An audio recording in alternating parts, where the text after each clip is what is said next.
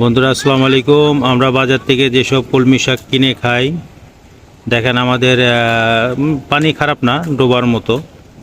আমরা সাধারণত জানি কলমি শাক পানির ভিতরে হয়, তো সেরকমটাই আর কি।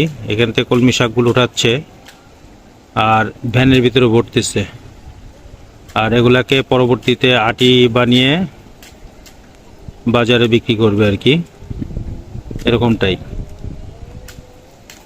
বৃষ্টির ভিতরে কষ্ট করে কলমি শাক উঠাচ্ছে আর হলো ভ্যানে রাখতেছে, পরবর্তীতে এগুলাকে সাইজ করে বাজারে বিক্রি করবে।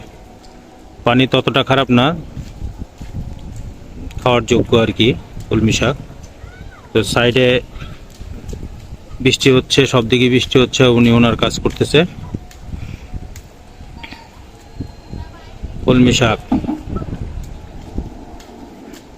কলমি শাক উঠাচ্ছে আর কি। আমরা ছাদে উঠেছি বৃষ্টিতে গোসল করার জন্যে, ছেলে মেয়ে সহকারে।